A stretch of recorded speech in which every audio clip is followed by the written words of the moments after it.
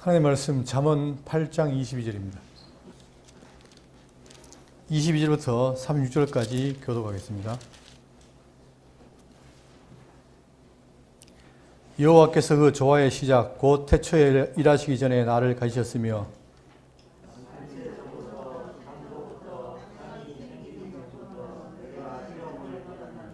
아직 바다가 생기지 아니하였고 큰 샘들이 있기 전에 내가 이미 났으며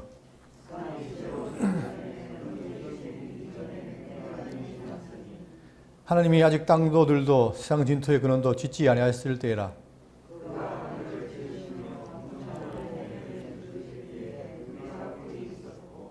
그가 위로 구름 하늘을 견고하게 하시며 바다의 샘들을 힘있게 하시며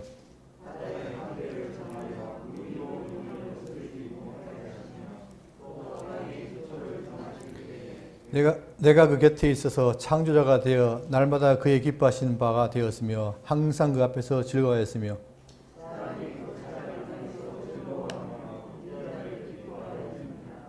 아들들아 이제 내게 들으라. 내 도를 지키는 자가 복이 있느니라.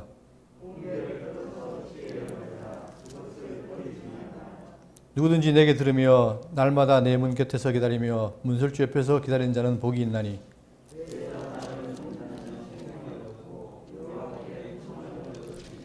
다 같이 하겠습니다. 그러나 나를 잃는 자는 자기 영혼을 해하는 자라. 나를 미워하는 자는 사망을 사랑하느니라. 아멘. 작년 12월 25일 날 제가 예수는 누구인가라는 설교를 시작으로 목회 시작했죠. 이제 1년이 됐는데 참 여러 가지로 힘든 일이 많았지만 하나님께 감사를 드립니다.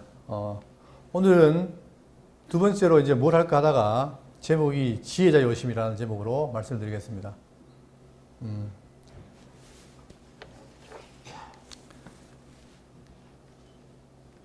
시가서 가운데, 시가서가 욥, 시편, 잠언 정도 나가죠. 총 5가지 시가서 가운데에 지혜 문학이 있는데 그 지혜 문학이 바로 욥기, 잠언, 전도입니다. 근데 이 세 가지 성경책에 많이 나오는 게 뭐냐면 지혜예요, 지혜. 자, 그럼 이 지혜 문학이 가르치는 게 뭐냐면 삶의 현장에서 여호와를 경외하게 한 이야기입니다. 그러니까 하나님의 백성의 삶을 실천하라. 그 내용이 담겨 있는 게 바로 이 지혜 문학이죠. 그러니까 여기는 지혜가 나타나고 여호와를 경외하는 것이 그 근본이다. 따라서 하나님 믿는 성도가 하나님의 지혜로 잘 경외하는 것, 그게 바로 이 지혜 문학의 목적입니다. 그러니까 그 바탕으로 하기 위해서 하나님의 지혜가 필요하다.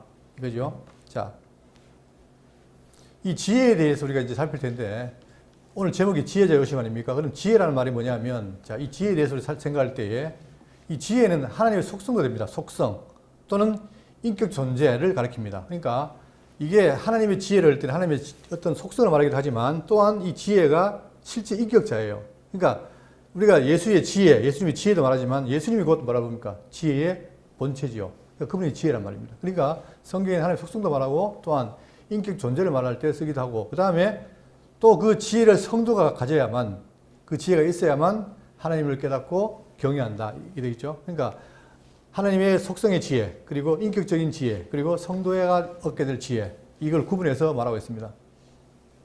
잠언 3장 19절에 여호와께서는 지혜로 땅에 틀을 놓으셨으며 명철로 하늘을 견고히 세우셨으니, 자, 여기서 여호와의 지혜는 바로 속성이죠. 그분의 속성, 그분의 지혜로 했다. 그 다음에 예레미야 10장 12절에 여호와께서 그의 권능으로 땅을 지으셨고 그의 지혜로 세계를 세우셨고 그의 명철로 하늘을 펴셨으며, 이때는 이게 속성도 되지만 이 지혜가 또 성자를 갖기도 합니다. 그 다음에 잠언 1장 20절에 지혜가 길거리에서 부르며 광장의 소리를 높이며, 자, 이때는 지혜라는 게 하나의 어떤 인격 지존을 말하고 있죠. 지혜가 불렀다. 누가복음 10장 49절에 그러므로 하나님의 지혜가 일렀으되 내가 선자와 사도들을 그들에게 보내리니 그 중에서 더러는 죽이며 또 박해하리라 하였느니라. 자, 하나님의 지혜. 그 다음에 고린도서 1장 24절에 오직 부르심을 받은 자들에게는 유대인이나 헬라니나 그리스도는 하나님의 능력이요 하나님의 지혜니라. 그리스도를 가리킵니다. 지혜가. 그죠? 자, 그리고 요한복음 17장 5절에는 아버지여 창세전에 내가 아버지와 함께 가졌는데 영화로서 지금도 아버지와 함께 나를 영화롭게 하옵소서. 자, 성경에서 말하기를 뭐냐면 창세전에 내가, 즉 지혜가 아버지와 함께 있다 라는 표현하면서 곧 그 지혜가 바로 아버지와 동등하다는 얘기죠. 그러니까 지금 이분이 상승에 존재했다는 사실을 말하고 있습니다. 자, 지금 우리 살필 본문은 이제 잠언 8장 22절부터 이제 36절까지인데 이 내용이 뭐냐면 첫 번째는 뭐냐면 22절부터 26절까지는 지혜의 선제성입니다. 그러니까 우리가 말하는 그 지혜, 성자, 하나님이 언제 했느냐? 바로 선제했다는 걸 말하고 있고, 두 번째는 지혜의 창조 시동력에 기쁨을 강조한다. 하나님의 천지를 창조할 때 그 지혜가 함께 동력했다는 사실을 말하고 있습니다. 그리고 마지막에 지혜의 공개적인 초청에 대한 순복을 촉구합니다. 이건 뭐냐면, 자, 오늘 내용은 뭐냐면, 내용의 핵심이 뭐냐? 바로 뭐냐면, 세 번째예요. 그러니까 지혜가 선제해 계셨고, 그리고 그분이 창조하셨는데, 그분이 오늘 뭐예요? 오늘 25일 날, 물론 25일 아니겠지만, 이날 어떻게 했다는 거예요? 이 땅에 오신 거죠. 그분이 와서 우리에게 뭘 요구하는가? 이게 중요하죠. 지금까지 우리는 진리 그러면 이론과 실제가 있을 때 이론에 대해 집중했습니다. 그러나 이론을 알 때 그 이론이 실제와, 즉 우리 삶에서 드러날 때 의미가 있는 것이죠. 그러니까 오늘 우리의 이 강론의 포인트는 바로 세 번째 있습니다. 8장 32절에서 36절까지의 내용. 즉 공개적인 초청. 누구가? 지혜가 우리를 초청한다는 거예요. 그 초청에 순복을 촉구하고 있습니다. 그게 뭔지 살펴보도록 해보겠습니다. 본문 보시겠습니다. 8장 22절. 여호와께서 그 조화의 시작 곧 태초에 일하시기 전에 나를 가지셨으며. 자, 여호와께서 하나님께서 어떻게 했다는 거예요? 그 조화의 시작. 이 조화의 시작이라는 말은 뭐냐면은 그의 길의 시작, 즉 하나님의 행동의 시작이라는 걸 말하는 거예요. 행동의 시작 곧 태초에 일하시기 전에 나를 가지셨으며. 자, 그 전에 뭐였다는 겁니까? 나를 가졌다는 거예요. 창조하기 이전에.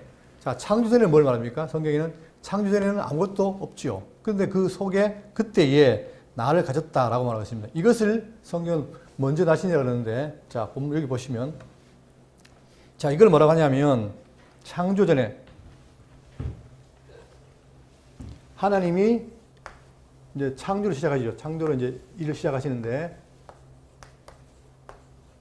이 전에, 이 창조 전이라는 거예요. 전에서 어떻게 했다?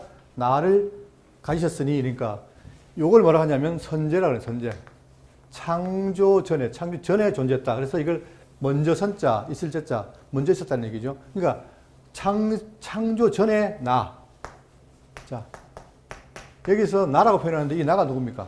지금 여기 본문을 보시면 그라고 하고 나라 그래요. 이 그가 하나님 성부를 가리키고 나가 누구라고 하죠? 바로 성자 또한 지혜를 가리키는데 이 지혜를 지금 잠언에서는 나라고 하는 1인칭으로 표현하고 있습니다. 나. 자, 그럼 이 선제에 대해서 말하기를 고로새 1장 13절에 그가 우리를 흑암의 권세에서 건져내사 그의 사랑의 아들의 나라로 옮기셨으니. 자, 이때도 그가 바로 누굽니까? 하나님이죠. 자, 그 아들 안에서 우리가 속량 곧 죄 사함을 얻었더라. 그는 보이지 않는 하나님의 형상이시요 또는 모든 피조물보다 먼저 나신 이시니. 자, 성경에는 먼저 났다 그런 거예요. 먼저 났다. 자, 그러면 났다는 말을 통해서 사람들이 그러면 예수 하나님도 낳는 거냐? 출생하는 거냐? 이러지만 그게 아니라 이 먼저 났다는 표현은 먼저 계신다는 선지한다는 말의 의미입니다. 만물이 그에서 창조되되 하늘과 땅에서 보이는 것들과 보이지 않는 것들과 혹은 왕권들이나 주권들이나 통치자들이나 권세들이나 만물이 다 그로 말미암아 그를 위하여 창조되었고 또한 그가 만물보다 먼저 계시고. 자, 그러니까 모든 피조물, 창조로 의해서 피조물이 만들어지죠. 근데 이 피조물, 만물 뭡니까? 피조물보다가 먼저 계셨다. 먼저 나셨고, 그리고 또 먼저 계시고. 자, 이래서 이것을 선제라고 말하는 겁니다. 먼저. 그런데 요한복음 1장 1절에 태초에 말씀이 계시니라 이 말씀이 하나님과 같이 함께 계셨으니 이 말씀이 곧 하나님이시니라. 그러니까 여기에서 창조 이전에 하나님이 계시는데 이 하나님과 나, 즉 말씀 또는 지혜가 어떻게 했다는 거예요? 함께 있었는데 그분이 두 분 다 뭐라는 겁니까? 하나님이죠. 그래서 이걸 삼위일체라는 거예요. 하나님이 함께 계신 거죠. 그래서 잠언이 말하기를 자, 나를 가지셨으며 하는 말은 먼저 나신 일을 가리킬 것이다. 자, 그런데 여기서 우리가 살필 게 뭐냐면 선제론이라는 게 있습니다. 이 선제론 방금 얘기했던 좀 그리스도가 즉 하나님의 말씀이 선지했다는 것은 맞는 말인데 문제는 뭐냐면 우리의 인간의 영혼에 있어가지고 선제가 맞느냐 이것은 아니라는 거예요. 인간 영혼이 지상의 삶을 살기 시작하기 전에, 즉 영혼이 육체와 결합하기 이전에 이미 존재했다는 사상, 이것이 있습니다. 그게 인간 영혼의 선제론입니다. 그런데 정통 기독교 신학에서는 영혼의 선사장이 용납되지 않는다. 이게 중요한 거예요. 그러니까 우리 인간의 영혼이라는 것은 기원이 어떻게 되냐면 선지설이 아니라 뭐라는 거죠? 하나님이 아담을 창조함으로 창조한 아담 이후에 뭡니까? 다 출생으로 태어나게 돼 있죠. 그러니까 선제가 아니라, 즉 만물 이전에 창조 이전에 우리의 인간의 영혼이 있었다라고 하는 것은 아니라 이 말입니다. 그러니까 여기서 뭐가 차이 납니까? 말씀이신 지혜와 우리 인간의 차이가 있는 거죠. 지혜는 선제했지만 인간은, 영혼은 선제가 아니라는 거예요. 근데 많은 사람들이 이 선제에 대해서 혼용해 쓰고 있다는 게 문제죠. 왜냐하면 이 말이 왜 나왔냐면 헬라 철학이 뭡니까? 이원론이잖아요. 그러니까 물질 세계가 있고 영의 세계가 있는데 거기에 있던 것이 물질에 내려왔다. 그런 구도 속에서 기독교 내에도 인간의 영혼이 선제했다고 가르치는 사람이 있는데 그것은 잘못된 겁니다. 자, 이거 분명히 하고 넘어가야 되죠. 그 다음에 자, 본문 보세요. 다시 보세요. 나를 가지셨으며, 또한 여기 가졌다는 말을 통해 뜻이 뭐냐 하면은 가졌다는 말이 얻다, 취득하다, 창조하다는 뜻이에요. 근데 이 내용을 70인역, 그러니까 70인역이라는 말은 뭐냐면은 구약 히브리어 성경을 헬라어로 번역한 거죠. 근데 70인역에서는 뭐라고 했냐면 이걸 만들다라고 했어요. 만들었다. 나를 가졌다는 말을 만들다는 말로 표현한 거예요. 그러다 보니까 그러면 말씀이 하나님이 만들었다 하니까 꼭 뭘 가리킨 겁니까? 그게 마치 이 지혜가 피조된 것처럼 보이잖아요. 그죠? 그래서 누가 나왔냐면, 자, 아리우스라는 사람이 나왔어요. 그 아리우스는 뭐라고 했냐면, 이 사람 어떤 사람이냐면, 자, 250명에서 344년경의 사람인데, 이 사람이 루키아누스라는 사람의 제자였어요. 근데 이 루키아누스가 뭘 주장했냐면, 인간에 불과한 예수 속에 신적 능력이 들어가 그를 점점 신화했기 때문에 엄밀한 의미에서 예수는 하나님이 아니다.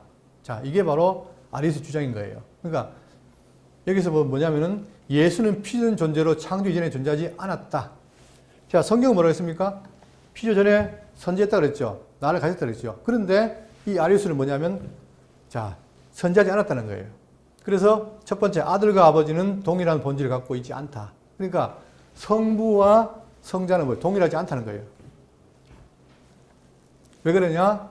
그 이유가 뭡니까? 아까 얘기했처럼 그걸 만들었다 생각하니까. 하나님이 만들었기 때문에 피조물이기 때문에 같지 않다는 거예요. 두 번째, 아들은 기원과 지위에 있어서 피조물 가운데 어떤가는 존재로 인정되어야 하지만 어디까지나 피조된 존재다. 세 번째, 끝에 보시면 아들이 존재하지 않았던 때도 있었다. 그러니까 기독교 믿는 삼위일체에서 그분에 대한 본질, 동일 본질을 부정하고, 그 다음에 또한 이위 성자가 지어졌다, 만들었다는 것 때문에 문제가 되고, 그 다음에 또한 그 아들이 존재하지 않았던 때가 있다고 하니까 이것은 정통 기독교가 반대되는 거죠. 그럼 왜 그러냐? 여기 나라는 바로 뭐예요? 나를 가졌다, 즉 만들었다고 생각하기 때문에 그렇다 이 말입니다. 그러나 실질적으로 이 지혜는 만들었다는 게 아니라 바로 하나님께서 선지했던 이 말씀, 지혜를 창세 전에 기름 부은 자로 세웠다. 그런 의미인 거예요. 만든 게 아니라. 그러니까 이미 지혜가 존재했고, 창세에 존재했고, 그분은 장차 구속사를 위해서 하나님께서 세우신 자다. 기름 부은 자다. 이걸 말하는 거지 만드는 게 아니라는 얘기입니다. 23절입니다. 만세 전부터, 태초부터, 땅이 생기기 전부터 내가 세움을 받았나니. 자, 나오죠? 지금 자문이 말하고 있는 이 지혜는 만세 전부터, 태초부터, 또한 땅이 생기기 전부터. 그러니까 성경은 뭘 말하냐면, 보세요. 하나님과 그 다음에 말씀이 피조물과 철저하게 구분돼요. 이분은 뭡니까? 한마디로 말하면 어떤 분이다? 스스로 존재하는 분이다. 존재 방식이 스스로 계신 분이에요. 그러나 모든 창조력에 생긴 피조물은 뭐냐면 지음받은 거예요. 피조. 지음받았단 말입니다. 그러니까 존재 방식이 다른 거죠. 그러니까 피조된 것은 하나님이 없으면 될 수 없잖아요. 그죠? 그러니까 이것을 근본적으로 구분하는 것인데, 지금 이 잠언에서 23절에서 뭐냐면 이 지혜가 언제? 만세 전부터, 태초부터, 땅이 생기기 전부터 존재했다. 그걸 말하고 있습니다. 그때 세움을 입었다. 그러니 이분은 동등한 뭐라는 겁니까? 하나님이죠.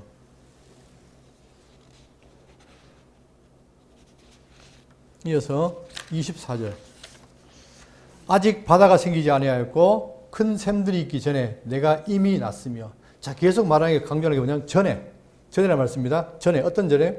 아직 바다가 생기지 아니하였고 큰 샘들이 있기 전에, 피조되기 전에, 아무것도 만들어지지 않은 그때에 내가 이미 났으며, 산이 세워지기 전에, 언덕이 생기기 전에 내가 이미 났으니, 하나님이 아직 땅도 들도 세상의 진토의 근원도 짓지 아니했을 때라.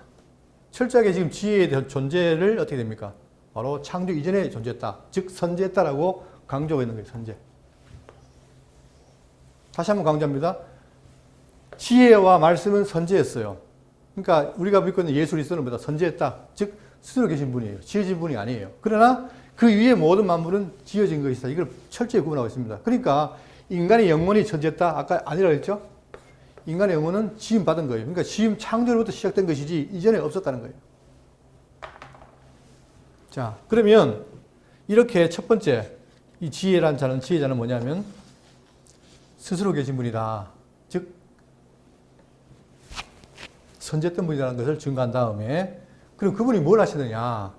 바로 창조를 한다는 거예요. 창조. 자, 여기서 이거 하기 전에 창조관을 먼저 보겠는데, 여러분 이 창조관이 제가 지금 노예를 한동안 떠났거든요. 그럼 떠난 이유가 바로 뭐냐면 여기 근거가 있는데, 이거는 분명히 우리가 알아야 됩니다. 창조관에 철학적 창조관이 있고 성경적 창조관이 있습니다. 그런데 헬라 철학적 창조관은 뭐냐면, 자, 창조라는 것은 없는 데서 있게 만드신 것을 말한다. 그러나 좀 더 다른 말로 창조를 표현한다면 영혼 안에서 영원한 것이 하나님의 능력에 의하여 시간과 공간과 형상화 된 것이라고 말할 수 있다. 이게 문제인 거예요, 여러분. 자, 시간과 공간과 형상으로 된 것이 창조죠. 그런데 뭐가 있는 거예요, 먼저? 뭐가 있어요? 그 이전에 영혼 안에서 영원한 것이 있어요. 그럼 영원한 것이 있는 것이 어떻게 됐다? 창조적 시공행으로 들어온 거죠. 자, 이것이 창조가 아니라는 거예요. 이게 창조가 바로 뭐냐면, 이게 결국 뭘 주장하느냐? 이게 선전을 주장하는 거예요. 뭐가 먼저 있습니까? 영원한 것이 있어요. 있는 것을 시공행색으로 옮긴 거죠. 그때 누가 하신 거예요? 그게 하나님이에요. 하나님이, 자, 그러면 제가 나중에 비교해 드릴게요. 자, 이것이 어디에 기록된 거냐? 성경적 기독교 아시죠, 여러분? 성경적 기독교에 나오는 거예요, 이게. 제가 이 부분이 문제가 돼서 오랫동안 고민을 했고, 이 문제를 여러 번 얘기했는데 결국은 이게 서로 안 맞은 거죠. 그래서 어떤 일이 벌어지냐면, 밑에 보십시오. 하나님께서는 시간이 없기 때문에 절대적 능력이 전능하신 분이 계획하신 것은 곧 완성이요 실제다. 여러분 그렇습니까? 자, 이때 하나님께서 이 영원 전에, 만물을 짓기 전에 하나님이 뭐 했어요? 계획을 했어요. 그러면 이 계획했을 때, 자, 나라고 한 존재를 계획했습니다. 인간 존재했는데, 그러면 그분이 전능자고 시간이 없기 때문에 계획하는 그 자체가 바로 실제가 됩니까? 안 됩니까? 실제가 맞아요, 안 맞아요? 좀 복잡한 말 같지만 잘 생각해 보세요. 하나님이 계획했다. 계획한 그 즉시 실제가 돼요? 된다는 분이 있고 안 된다는 분이 있어요. 자, 이게 바로 뭐냐면은 시간의 개념을 빼버린 겁니다. 그러니까 내가 곧 계획한 순간 내가 된다 이 말은 뭐냐면, 실질적으로 하나님이 계획했는데 우리가 섭리할 때 저를 지금 21세기에 여기에 태어났다면 이때 존재하는 게 바로 실제지요. 그런데 여기 계획할 때 존재했다고 말해버리면 나는 뭐 어떻게 돼요? 나라는 존재는 피조물이 아니고 이미 선지한 존재가 되는 거 아니에요, 그죠? 자, 좀 복잡한 것 같지만 이것 때문에 많이 문제가 됐습니다. 자, 왜 이 말씀을 드리냐면 다음, 자, 성경 창조관 보시면 히브리 11장 3절 보세요. 믿음으로 모든 세계가 하나님의 말씀으로 지어진 줄 우리가 아나니 보이는 것은 나타난 것으로 말미암아 된 것이 아니라. 이 한 구절이 중요합니다. 왜 중요하냐면 이게 흔히 말하는 기독교의 창조론이에요. 기독교 창조론은 뭐냐면 무에서 유로의 창조예요. 자, 그런데 모든 세계가 말씀으로 지어졌어요. 지어졌는데 문제는 뭐냐면 보이는 것. 지금 우리가 보이는 게 있죠. 이 보이는 것은 나타난 것으로 말미암아 된 것이 아니다 이 말이에요. 그러면 보이는 것이라는 것이 이 보이는 것이 이 지금 표시된 게 보이는 것인데 이 보이는 것이 근거가 뭐냐? 첫 번째 하나님의 말씀이냐? 하나님의 말씀. 두 번째 나타난 것. 하나님의 말씀이라는 말은 뭐냐면 그분의 말씀 없는 것이 말씀으로 드러났다는 얘기고 나타난 것이라는 말은 뭡니까? 이미 뭐가 있다는 거예요. 선지한 무엇인가 있다는 거예요. 그 있는 것을 어떻게 했다? 드러냈다는 거죠. 여러분 이 차이가 중요합니다. 그러니까 기독교는 뭐냐면 하나님 이외에 선지한 분이 존재한다 안 한다? 없어요. 하나님 이외에는 만물이 없어요. 그런데 철학에서는 뭐냐면은 신이 없기 때문에 세계를 말할 때 선지론자가 뭘 말해요? 이데아가 있어요. 이데아는 뭐예요? 모든 게 본질이에요. 그 이데아가 있는데 거기에 있던 것이 이 세계로 나왔다는 거거든요. 그러니까 달라요. 근데 이것이 기독교에 와서 성경과 짬뽕이 돼가지고 그런 말 하는 거예요. 자, 보시면, 자, 보이는 것의 헬라어를 말하는데 이것은 헬라적 유대주의의 전통이라는 것으로 가시적인 우주를 가리킨다. 즉, 보이는 것은 가시적인 우주인데 이것이 나타난 것에 해당되는, 자, 보시면 밑에 플라톤과 필로의 우주론, 즉, 태초 혼돈 상태에 있었던 가시적인 물질들을 창조자가 이데아나 원형을 사용하여 질서를 부여함으로 우주가 생성되었다는 우주론을 배격하고 특히 플라톤의 영향을 받은 헬라적 유대주의 관점에서 창세기 1장을 이해하려는 시각을 막기 위한 것이다. 그러니까 이런 생각들이 그 당시에 팽배했던 거예요.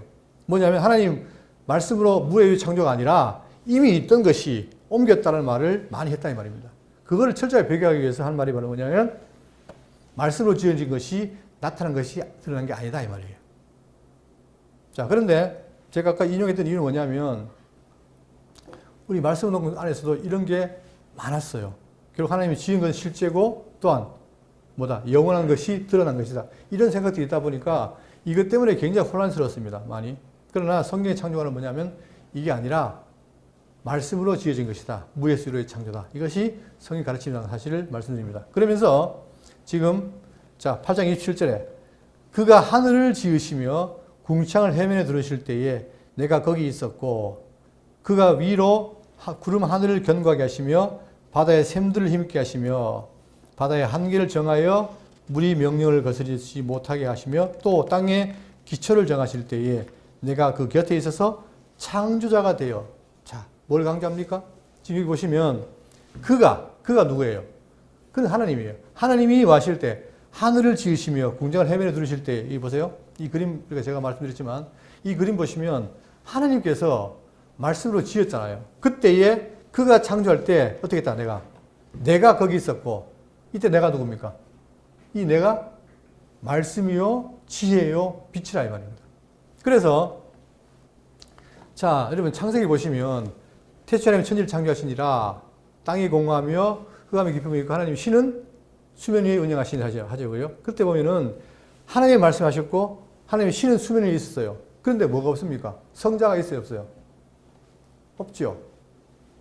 성자가 안 보여요. 그런데 요한복음 보니까 그 성자가 만물을 지었다는 거예요. 또 지금 잠언에서도 내가 거기 있었고 내가 그 곁에서 뭐가 돼요? 창조자가 되어 하잖아요. 그럼 지금 이이신 성자가 안 보이잖아요. 어디 계십니까? 이 그림에서. 이 그림에서 어디 계실까요? 성자가. 자, 제가 할 말이 많은데 그건 다음 기회로 미루고 자, 둘째 날 뭐 합니까? 첫째 날을 지어놓고 뭐 합니까? 뭐가 있으라? 하늘에 빛이 있으라 했죠. 있으라. 빛이라 했으니 그 빛이 하나님 보시기 좋았더라. 그 첫째 날 있잖아요. 그죠? 그때 빛. 자, 이 빛을 가지고 사람들이 거의 모든 사람들이 뭘 봅니까? 태양으로 봐요. 태양. 그런데 태양을 만들었는데 태양과 그러니까 지구와 우주를 만들었는데 그 중에 빛이 있단 말입니다. 그러니까 넷째 날에 또 뭐가 나와요? 넷째 날 또 태양이 나오는 거예요. 그러니까 이게 뭘까? 이래서 혼란스러운 거예요. 그러나 첫째 날 지은 이 빛은 바로 뭐냐면 바로 계신 선제에 계신 이 선제하신 이 빛, 선제에 계신 이 성자, 지혜자, 말씀, 이 성자가 어떻게 드러난 거예요. 이것은 지은 게 아니라 드러난 거예요. 그래서 여기 보시면 하나님, 성부와 성자와 성령이 언제? 창조할 때 동참했다는 거죠. 그래서 여기 그림에 맨 가의 선, 이 선이 중요한 게 뭐냐면, 이 선이 왜 중요하냐면 이것이 바로 뭡니까? 만물과 하나님과의 구별점인 거예요. 그러니까 이 밖에는 하나님만 존재했는데 이 창조로부터 해서 만물이 생긴 거란 말이에요. 이 경계선인 거예요. 그러니까 지금 잠언은 뭘 말하냐면 내가 지혜자인데 내가 누구냐? 바로 선지에 있었던 존재고, 두 번째 하나님과 같이 창조했던 창조자라는 걸 증거하고 있는 거예요. 자, 다시 본문을 보시면, 자 27절, 그가 하늘을 지으시며 공창을 해면에 두르실 때 내가 거기 있었고, 분명히 있었다 그러죠? 거기 있었고, 또 그가 하늘 위로 구름 하늘을 견고하게 하시며 바다의 샘들을 힘있게 하시며 바다의 한계를 정하여 물이 명령을 거스르지 못하게 하시며 또 땅의 기초를 정하실 때에, 그러니까 이분이 지으실 때에 천지를 짓고 그 다음에 이 지가 물로 되어 있는데 이 물을 아랫물과 윗물로 구분했고 공창을 세우셨고 이걸 다 정했다 이 말입니다. 하나님께서. 그러니까 지금 우리가 중요한 건 뭐냐면 성경적인 창조가 굉장히 협상이 아니에요. 다시 말하면 하나님께서 이 지구와 우주만 지은 게 아니라 이 말입니다. 지구와 우주는, 자, 아랫물이 지구거든요. 그리고 이 궁창이 우주예요. 그러면 지구와 우주를 넘어선 세계가 또 존재해요. 이것이 새하늘과 새 땅이란 말입니다. 그러면 하나님이 지은 세계는 어마무시한데 사람들이 그걸 모르고 그냥 지금 우리가 사는 이 지구와 우주를 만들었다라고 생각하고 거기 가둬버린 거예요. 근데 요한계시록 가니까 뭡니까? 이 우주가 망한다 그러잖아요. 없어진다 그러잖아요. 없으니까 우리가 갈 천국이 있어요, 없어요? 없죠. 그러니까 또 그때 만든다는 거예요. 그러니까 만들다가 하는 건 아니면 또 한 사람들은 뭐예요? 이 지구가 갱신한다 이렇게 말한단 말입니다. 그러나 성경은 뭘 말하냐면 이렇게 하나님께서 스스로 계신 하나님과 성자와 빛인 성자와 신이신 성령이 함께 계시면서 창조를 했는데 그 창조된 세계는 이렇게 어마어마한 세계다. 그때에 지금 이 빛이신 성자가 지혜자로서 창조자로 동참했다라는 것을 분명히 잠언은 말하고 있습니다.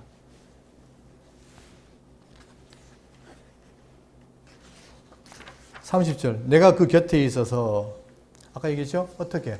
빛으로 존재했단 말입니다. 빛으로 곁에 있어서 창조자가 되어, 자, 바로 이 지혜자가 창조라는 거예요. 창조자가 되어 그의 기뻐하신 바가 되었으며 항상 그 앞에서 즐거워하였으며. 자, 근데 그분이 뭐냐? 기뻐하신 바가 된 거예요. 왜? 아버지와 아들은 같단 말입니다. 그러니까 아버지는 아들에게 위임하고 아들은 뭐예요? 아버지 뜻대로 하잖아요. 그러니까 항상 그가 기뻐한 자예요. 그래서 성경은 뭐냐? 마태복음 3장 17절에 하늘로부터 소리가 있어 말씀하시되 이는 내 사랑하는 아들이요 내 기뻐하는 자라. 항상 기뻐한다고 표현하고 있습니다. 베드로서 1장 17절에 지극히 큰 영광 중에서 이러한 소리가 그에게 나기를 이는 내 사랑하는 아들이요 내 기뻐하는 자라 하였을 때에 그가 하나님 아버지께 존귀함을 받으셨느니라. 그러니까 동등한 존재이기 때문에 아버지도 뭡니까? 아들에게 존귀함을 줘요. 아들도 받고 주고 한다 이 말입니다. 그러니까 기뻐한다 되었으며 항상 그 앞에서 즐거워하였으며 31절 사람이 거처할 땅에서 즐거워하며 인자들을 기뻐하였느니라. 자, 그러니까 지금 오늘 제가 강론 포인트는 뒷부분에 그랬죠. 그러니까 앞에는 뭐로 가느냐? 지금 지혜자가 왔는데 그 지혜자가 누구냐면 바로 선지하신 분, 즉 친히 하나님이 낳으신 분인데 그분이 선지하셨고 그 선지하신 하나님은 전능자이시고 또한 창조자다. 그러니까 하나님께서 천지를 창조할 때 함께 동력해서 천지를 창조했던 분이라는 사실을 지금 증거해주고 있습니다. 자, 그러면 오늘 2023년, 22년 성탄절 만드는 성도님들이 자, 오늘 이 땅에 오신 예수님이 자, 세상 사람들은 뭐예요? 기뻐하고 즐거워하고 먹고 즐기잖아요. 그러나 물론 우리도 기쁜데 먹고 즐길 필요 있는데 그러나 그 의미를 알아야 되겠죠. 그러면 그분이 오셔서 지혜자로 와서 우리에게 뭘 말하는가? 아까 지혜의 문학의 특징은 바로 뭐냐면 그 지혜를 받아서 여호와를 경외하는 게 목적이었잖아요. 자, 우리가 한동안 왜 우리의 삶이 좀 궁핍했느냐? 그것은 이론에만 치중하고 우리 삶을 안 돌아봤기 때문이에요.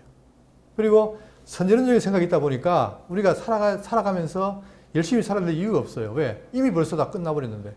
그렇기 때문에 우리 삶이 좀 피폐하고 했지만 그러나 성경은 뭘 말하느냐? 우리에게 지혜를 주시면 뭐예요? 여호와를 경외하고 친히 하나님의 백성으로 살아가는 것이 삶의 목적이고 또한 최종적으로 뭡니까? 우리를 거룩하게 하는 게 목적이 되죠. 그러니까 거룩으로 나아가 있는데 이게 잘못되면 거룩으로 나아가긴커녕 그냥 머무르는 거예요. 삶의 진보가 없다 이 말입니다. 발전이 없단 말입니다. 자, 그러면 오늘 이렇게 지혜자가 이제 선지하시고 창조주로 존재하셨는데 그분이 이 땅에 온 거 아닙니까? 그분이 오신 것을 기뻐하는 게 성탄절이잖아요. 그러면 우리가 여기서 뭐를 봐야 되는가? 자, 32절입니다. 요 네 절을 잘 보셔야 돼요. 다시 말씀드리지만 진리는 이름만 있는 게 아니라 이름과 실제예요. 우리가 신약의 선서를 공부할 때 앞에 쭉 진리를 말하고 뒤에 뭡니까? 그러므로 이렇게 살아라 나오잖아요. 삶이 나오잖아요. 그러면 내용을 알면 바로 알아야 삶이 나오는 거예요. 지금까지 우리가 이 진리를 바로 이해 못했기 때문에 삶이 안 나온 거란 말입니다. 그러면 지금이라도 올바르게 이해하면 그 삶이 나오겠죠. 자, 32절에 아들들아 이제 내게 들으라. 자, 이 지혜자가 우리에게 뭘 말하냐면 들으라는 거예요. 뭘? 내 도, 말씀. 그러니까 태초에 말씀이 계시니라. 기독교는 말씀의 종교인데 그분이 말씀을 오신 거예요. 도를 가르치러 온 거란 말입니다. 그러니까 아들들아 이제 내게 들으라. 내 도를 지키는 자가 복이 있느니라. 여러분, 기독교는 말씀을 듣고 배우는 종교예요. 딴 게 아니라 의식 종교가 아니고. 그러니까 그분이 와서 뭐랬냐? 내게 들어라. 자, 그래서 내 도를 지킨 자는 복이 있다라고 말하는데 잠언 5장 7절에 그런즉 아들들아 나에게 들으며 내 입의 말을 버리지 말고 내 길을 그에게서 즉 음녀에게서 멀리하라. 그의 집문에도 가까이 가지 말라. 그러니까 딱 간단합니다. 음녀의 말, 비진리의 말을 듣지 말고 지혜자의 말을 들으라는 거예요. 계속 그 말이 반복돼요. 7장 24절에 이제 아들들아 내 말을 듣고 내 입의 말에 주의하라. 왜냐? 요한복음 14장 6절에 예수께서 이르시되 내가 곧 길이요 진리요 생명이니. 왜 내 말을 듣고 내 도를 따라야 되느냐? 그건 이거 뭐예요? 내가 곧 뭐기 때문에 길이요 진리요 생명이니 나로 말미암지 않고는 아버지께로 올 자가 없느니라. 그렇죠? 기독교 왜 예수님만 고집하느냐? 그분만이 유일한 길인 거예요. 그분이만 유일한 진리고 생명이란 말입니다. 그러니까 그분의 말을 들어서 진리를 소유하지 못하면 생명이 없어요. 복이 없다 이 말입니다. 요한복음 7장 37절에 명절 끝날 곧 큰 날에 예수께서 서서 외쳐 이르시되 누구든지 목마르거든 내게로 와서 마시라. 나를 믿는 자는 성령의 이름 같이 그 배에서 생수의 강이 흘러나오리라 하시니. 그의 말씀 듣고 그를 따라야 어떻게 돼요? 우리에게 생명과 복이 많다 이 말입니다. 그게 지금 주장인 거예요. 다시 보시면 아들들아 이제 내게 들으라. 내 도를 지키는 자가 복이 있으리라. 구약은 계속해서 뭡니까? 하나님의 말씀에 대해서 율법에 대해서 지키면 복이고 어기면 저주잖아요. 똑같은 거예요. 그런데 왜 그러면 이스라엘 백성들이 그 좋은 말씀을 못 지켰느냐? 뭐기 때문에 그렇습니까? 뭐가 없기 때문에? 지혜가 없기 때문에. 지혜를 없이 여기기 때문에 그거예요. 그러면 자 우리가 지금까지도 하나님의 은혜가 잘 살았는데 앞으로 이제 다가올 삶을 살 때 어떻게 되느냐? 그게 말에 길을 기려야 돼요. 그러면 우리가 지금 자 내가 왜 이렇게 살까라고 우리 삶을 한탄할 게 아니라 내가 뭘 잘 모르고 있는가? 정말 지혜가 뭔가를 바로 알게 되면 됩니까? 삶에 대한 지혜가 나오게 되는 거죠. 그러니까 아까 얘기했던 것처럼 지혜 문학인 잠언과 전도서 욥기가 뭐냐? 계속 지혜를 말하는 거예요. 그런데 어리석은 자는 뭐냐? 그 지혜를 안 듣고 버리는 거예요. 없이 여기다 말입니다. 그러나 참된 지혜자들은 뭡니까? 우리가 지금 구약을 배우고 있지만 남은 자들은 그의 말에 귀를 기울여요. 기울이다 보니까 하나님이 그들을 복된 가운데로 인도한다 이 말입니다. 그러니까 오늘 지혜자 오신 이유는 바로 뭐냐? 우리에게 진리의 말씀을 들려주고 우리를 인도하기 오셨다. 그러니 그를 따르면 복이 많다 이 말입니다. 33절 훈계를 들어서 지혜를 얻으라. 그것을 버리지 말라. 계속 반복합니다. 훈계를 들어서 지혜를 얻으라. 그것을 버리지 말라. 자, 누구든지 내게 들으며 날마다 내 문 곁에서 기다리며 문설주 옆에서 기다리는 자는 복이 있나니. 계속 복을 얘기합니다. 문 곁은 뭐고 문설주 옆에는 뭐냐 하면은 점점 어떻게 됩니까? 더 깊이 들어간다는 얘기예요. 그러니까 처음에는 밖에 있다가 점점 어떻게 됩니까? 깊이 들어가서 더 적극적으로 듣는다 이 말입니다. 우리가 그렇잖아요. 말씀을 주고 사모하다 보면 자꾸 빨려 들어가잖아요. 그런 것처럼 진리 깨닫는 자는 뭡니까? 말씀을 듣고 계속해서 날마다 들으며 그 속으로 들어가야 되는 거예요. 그래야 어떻게 했다? 우리에게 복이 임한다는 거죠. 그러면서 자 35절 대저 나를 얻는 자는 생명을 얻고 여호와께 은총을 얻을 것이니라. 자 이게 핵심입니다. 결국 그리스도가 오신 이유는 뭐냐면 그 지혜자가 와서 우리에게 지혜를 주고 그 말을 듣게 함으로 우리에게 뭘 얻게 하려고? 생명을 얻게 한다 이 말이에요. 생명.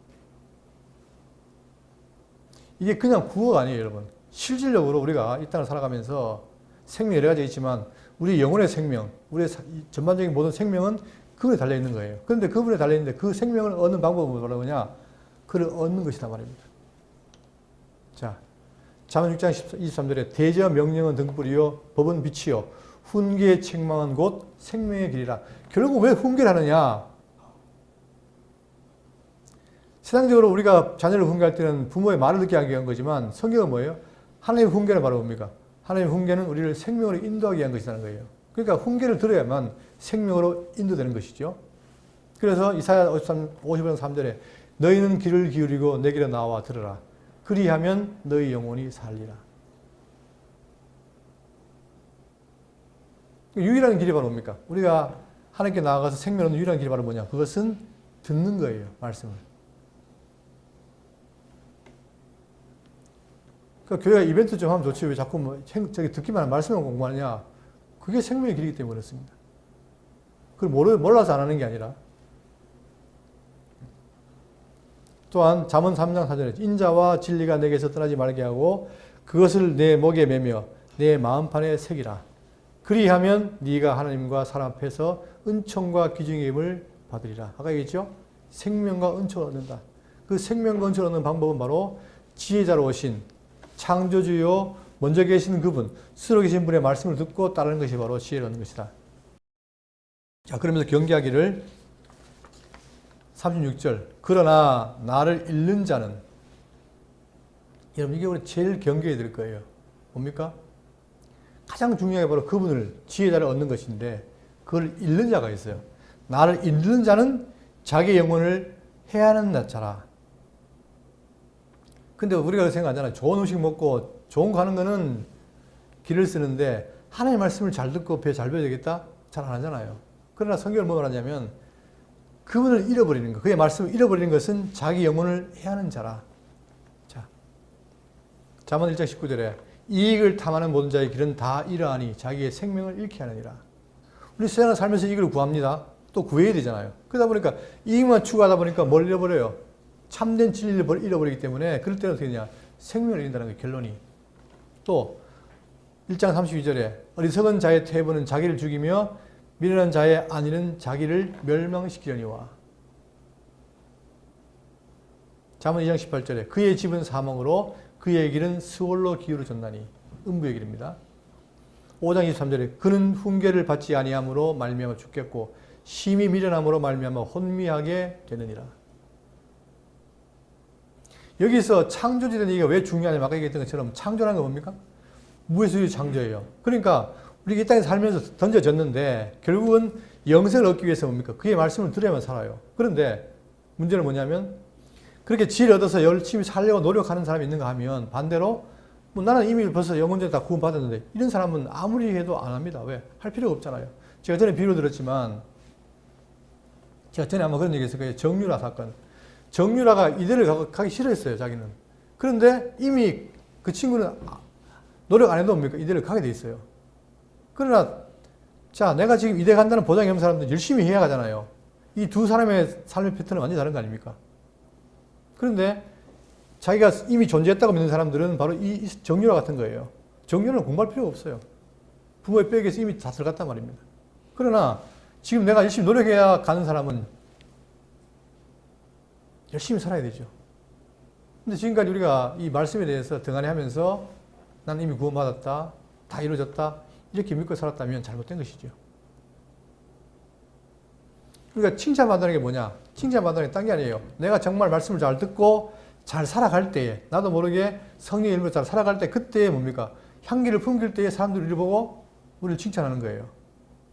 내가 열심히 하는 척 한다고 되는 게 아니란 말입니다. 그때의 그 중심은 뭐냐면 생명의 말씀을 우리가 잘 듣고 깨닫고 할 때에 그것이 나의 힘이 된다는 사실 너무나 중요한 것이죠. 자, 그 다음에 중요한 거는 내 도를 업신여긴 자는 최후가 어떻게 되느냐. 자, 잠언 1장 24절을 한번 읽어보겠습니다. 내가 불렀으나 내가 듣기 싫어하였고 내가 손을 폈으나 돌아보는 자가 없었고 도리어 나의 모든 교훈을 멸시하며 나의 책망을 받지 아니하였은즉 너희가 재앙을 만날 때에 내가 웃을 것이며 너희에게 두려움이 임할 때에 내가 비웃으리라. 여러분, 이 얼마나 섬찟한 말입니까? 그의 말씀을 싫어하고 듣기 싫어하고 교훈을 멸시하고 책망을 안 받았을 때, 자, 내가 재앙을 만나요. 그럴 때에 만날 때에 누가 하나님이 내가 재앙 만나는 거 보고 웃는다는 거예요. 그리고 내가 막 두려움이 올 때 뭡니까? 하나님 의지하고 싶은데 오히려 나를 비웃는다는 거예요. 왜 그렇습니까? 우리가 평소에 뭐를? 주의 말씀을 듣기 싫어했고 교훈을 멸시했기 때문에. 27절에 너희의 두려움이 강풍같이 임하겠고 너희의 재앙이 폭풍같이 이르겠고 너희의 근심과 슬픔이 임하리니. 자, 결국은 뭡니까? 이 도를 없으니 자는 슬픔이 임하는, 근심과 슬픔이 임하는 거예요. 그때 너희가 나를 부르리라. 그래도 내가 대답하지 아니하겠고. 여러분, 인간의 최악의 불행이 뭐냐? 죄악으로 얼마나 가로막힌 담을 친히 그리스도가 와서 우리에게 뭐예요? 도를 전했잖아요. 그런데 그 도를 없이 여기면 어떻게 되느냐? 하나님 불러도 뭡니까? 대답지 않는다는 거예요.